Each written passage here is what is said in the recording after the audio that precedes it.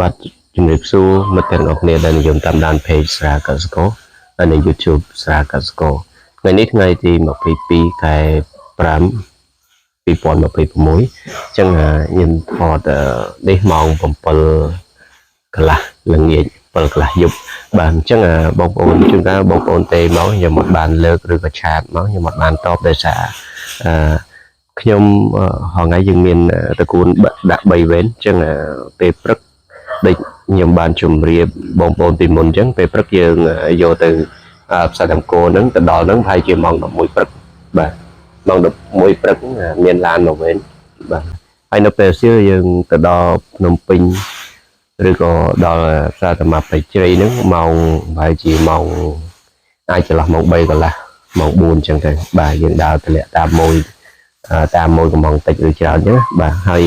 ទៅពេលល្ងាចនេះយើងដាក់ម៉ោងសម្រាប់មួយទៅខាងកំពង់សោមណាបាទអញ្ចឹងគាត់កំងទៅយើងខ្ញុំទទួលរៀបណាយើងកាត់ពេលល្ងាចសម្រាប់មួយវេនទៀតហ្នឹងដាក់ម៉ោង7កន្លះយ៉ាងយូរម៉ោង8ខ្ញុំខាងខ្ញុំរៀបហើយបាទហើយពេលល្ងាចនេះហើយជិត60ថងដែរអីចឹងយើងឯខ្លះរឿងរវល់តិចបងប្អូនកុំប្រកាន់បាទហើយ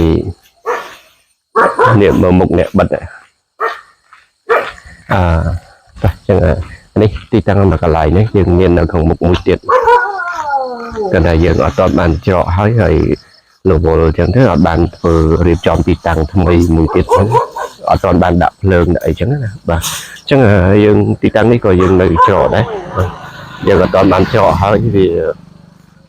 នៅតកូនពេញនេះនៅម៉ោង7:47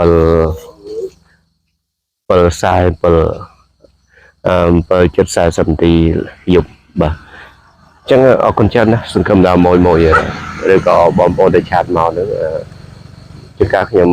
អត់ងាយបានតបសង្គមប្រកាន់អរគុណច្រើនហើយជូនពរបងប្អូនទាំងអស់គ្នា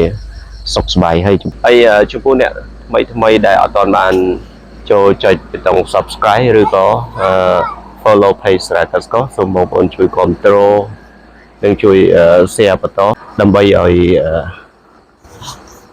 កសិករយើងមានកម្លាំងបន្តទៅមុខទៀតហើយបញ្ជាក់ថាតកួនទាំងអស់ដែលខ្ញុំរៀបនេះឬក៏តកួនខ្ញុំដាំគឺខ្ញុំប្រើជីកប៉ុសបាទជីកប៉ុសដែលយើងអាចបាញ់ភ្លាមបេះយកមកស្លភ្លាមបាទមិនប៉ះពាល់ដល់សុខភាពប្រជាពលរដ្ឋយើងឬក៏បងប្អូនអ្នកដែលទិញទៅលក់បន្តទេបាទអញ្ចឹងអរគុណច្រើនណាជូនពរបងប្អូនទាំងអស់គ្នាមានសុខភាពល្អ